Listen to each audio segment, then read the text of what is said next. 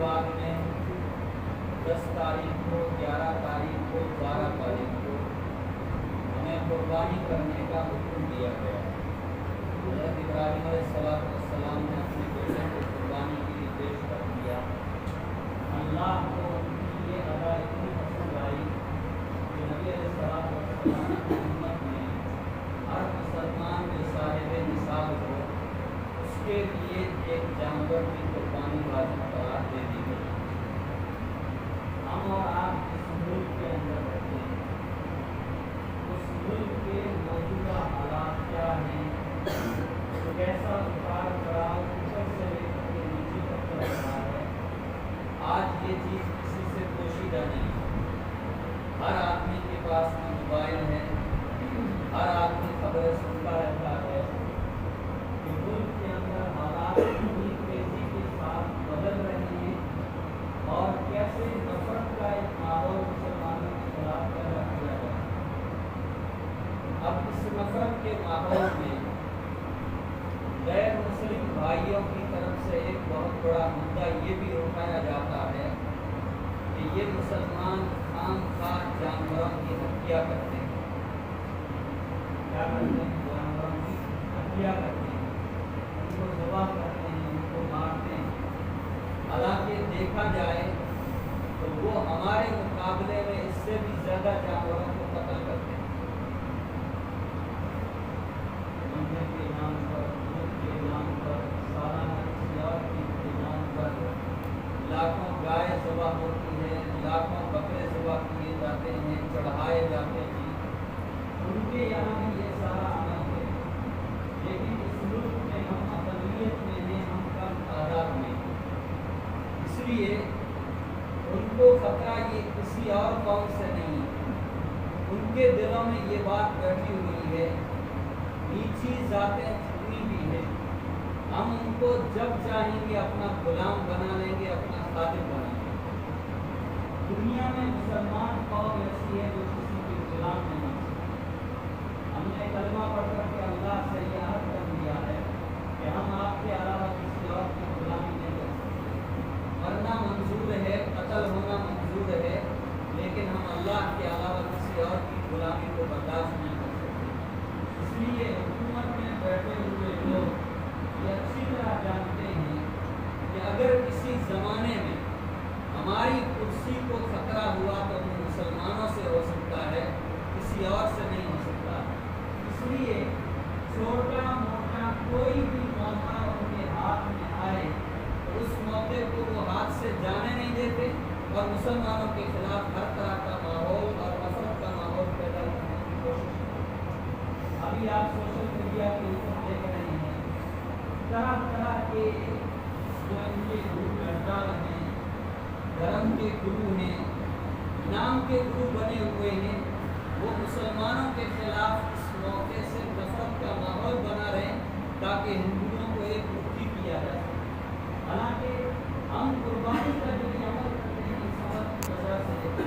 ہمارا مقصد اللہ کے حکم کو پورا کرنا ہے، ہمارا مقصد کسی کو تکلیف پہنچانا نہیں۔ ہمیں تو قرآن یہ حکم دیتا ہے، حدیث ہم کو یہ حکم دیتی ہے کہ اگر گھر میں اچھا کھانا بنے، کیا بنے؟ اچھا کھانا بنے، آپ کا پڑوسی مسلمان نہیں، آپ کا پڑوسی اللہ کی کسی کتاب کو نہیں مانتا ہے، آپ کا پڑوسی کئی خدا مانتا ہے، پھر بھی نبی علیہ السلام نے ہم کو یہ تاکید کی ہے اپنے سالن کے اندر، اپنی سبزی کے اندر شوربہ زیادہ کرو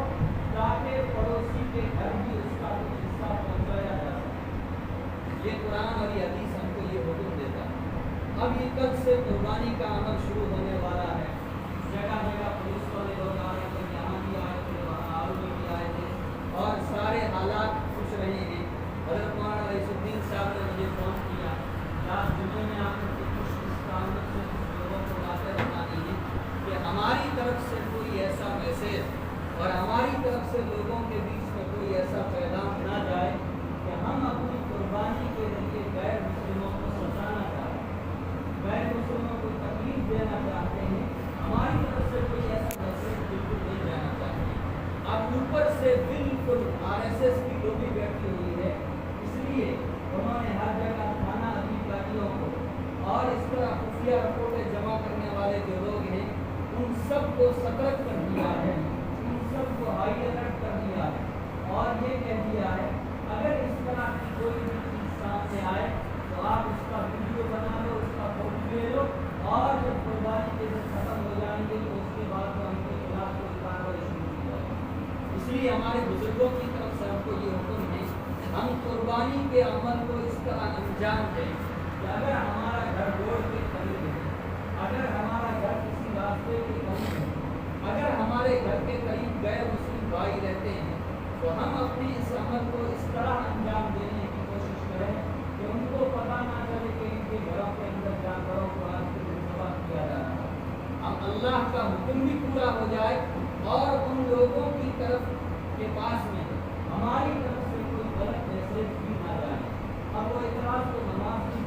کر سکتے ہیں تو ہم لوگ نماز مسجد کے اندر آ کر کے پڑھتے ہیں، روزے اپنے طور پر رکھتے ہیں، حج اپنے طور پر ادا کرتے ہیں، لیکن حکومت میں بیٹھے ہوئے کچھ شرپسند لوگ ہیں جو اس وقت اس چیز کو بہت اہم مدعا بنانے کی کوشش کریں اور مدعا بنا کر کے ہمارے مسلمانوں کو پھنسانے کی کوشش کریں۔ اس لیے ہم لوگوں کے لیے ضروری ہے کہ ہم قربانی کے عمل کو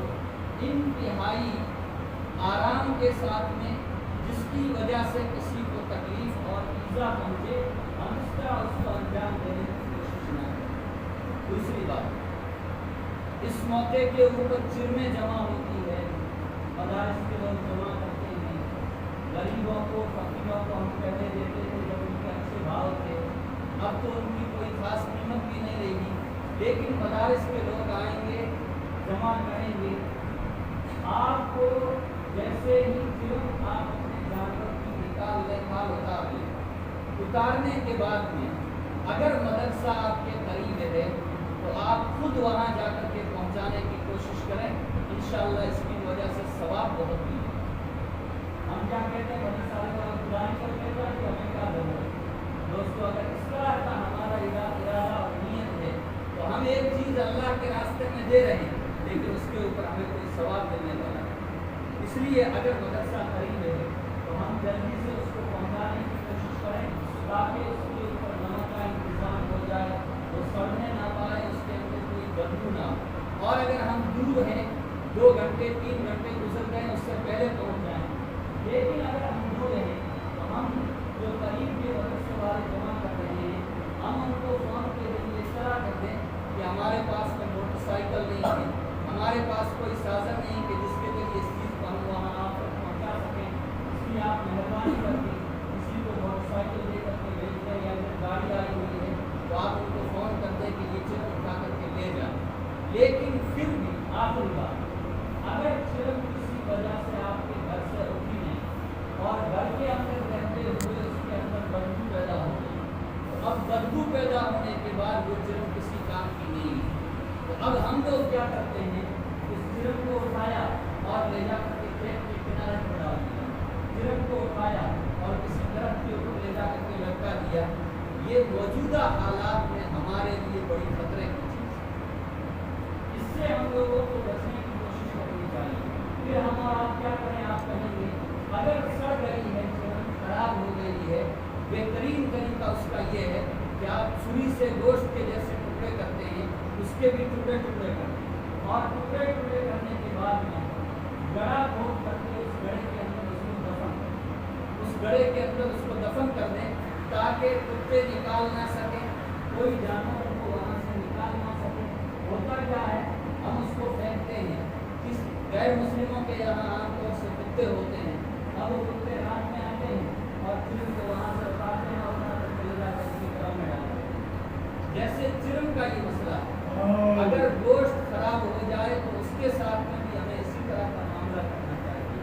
ہمارے گھر کے اندر جانور جو ذبح کیا ہے، کھانے کے بعد اس کی ہڈیاں جمع ہو جاتی ہیں، کیا جمع ہوتی ہے؟ ہڈیاں۔ ان ہڈیوں کو بھی لے جا کر کے ہمیں دفن کرنے کی پوری کوشش کرنی چاہیے، ادھر ادھر پھینکنا نہیں چاہیے۔ اگر پھینک دیں گے تو یہ لے جا کر کے کسی اور کے گھر میں ڈال دیں گے، کتے لے جا کر کے کسی اور کے گھر میں ڈال دیں گے، اس کی وجہ سے ان لوگوں کو تکلیف پہنچے گی۔ وہ ہمیں تکلیف پہنچا رہے ہیں، لیکن ہم یہ کہتے ہیں ہمارے رسول اللہ صلی اور ہمارے معبود نے بیجا اور خامخواہ کسی کو تکلیف پہنچانے سے ہمیں سختی کے ساتھ منع فرمایا۔ مسلمان کو ستایا جائے اس کا تو بہت برا عذاب ہے۔ غیر مسلم پڑوسی ہے، چاہے عیسائی ہو، چاہے یہودی ہو، چاہے ہندو ہو، چاہے سکھ ہو، چاہے پارسی ہو، کسی بھی دھرم کا ماننے والا ہو یا کسی دھرم کا نہ ماننے والا ہو، اگر وہ ہمارے ساتھ میں کوئی برائی نہیں کرتا ہے، ہمارے دھرم کی باتوں کو چاہے نہیں مانتا، لیکن ہمیں یہ حکم ہے کہ ہم ان کو تکلیف نہ پہنچائیں۔ اس لیے یہ 4-5 باتیں ہیں، آپ ان 4-5 باتوں کو پیش نظر رکھیں۔ خاص طور سے ماحول گھروں کا اس طرح رکھیں قربانی کے دنوں میں کہ ہم باہر درختوں کے اوپر قربانی کر رہے ہیں، روڈ کے پاس میں گھر ہے، روڈ کے اوپر درخت ہے، وہیں ہم نے جانور کو لٹکا دیا، راستے کے اوپر آپ کا گھر ہے، آپ نے وہیں پر جانور کو لٹکا دیا، گاڑیاں نکل رہی ہے، موٹر سائیکلوں سے لوگ نکل رہے ہیں، پیدل لوگ نکل رہے ہیں، سارے لوگ گزرتے ہوئے وہاں اس چیز کو دیکھتے ہیں۔ یہ چیز ہمارے لیے موجودہ ماحول میں خاص طور سے شرعی اعتبار سے کوئی یہ چیز ہمارے لیے بری نہیں ہے، لیکن ملک کے جو حالات ہیں ان حالات کے پیش نظر آپ کو بتایا جا رہا ہے کہ اس معاملے میں، قربانی کرنے کے معاملے میں، گوشت کے معاملے میں،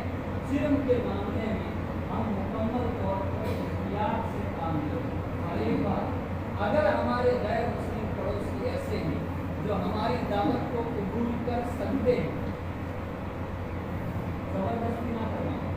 اگر وہ ہماری دعوت کو قبول کر سکتے ہیں تو کسی بہانے سے ان کو اپنے گھر بلا کر کے ہمیں دعوت کھلا دینی چاہیے۔ اس کا انشاءاللہ اچھا میسج جائے، وہ لوگ ہم سے جڑے رہیں گے، ہمارے گھروں میں کبھی نفرت کا ماحول پیدا ہوگا تو وہ ایک دم سامنے والے پالے میں نہیں جائیں گے،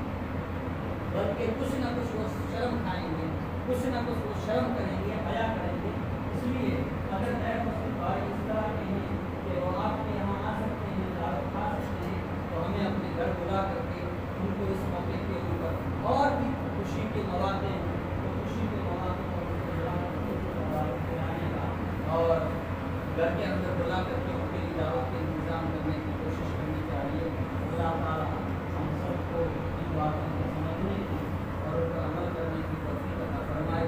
اور خاص طور سے ہمارے لیے ضروری ہے کہ ہم اللہ کی طرف رجوع کریں۔ کیا کریں؟ ہم اس ملک میں بالکل رہتے ہیں، ہمارے پاس دعا کے علاوہ اور کوئی دوسرا ہتھیار نہیں ہے، اس لیے دعاؤں کا خاص اہتمام کریں، تعلیم پر خصوصی طور پر توجہ دیں، حلال روزی زیادہ سے زیادہ کمانے کی کوشش کریں، تعلیم پر توجہ دیں گے انشاءاللہ ہماری نسل آگے بڑھتی جائے گی۔ اللہ تعالیٰ ان باتوں کو عمل کی توفیق عطا فرمائے۔ Thanks for watching. Don't forget to like, comment, share and subscribe to Al Wahid channel.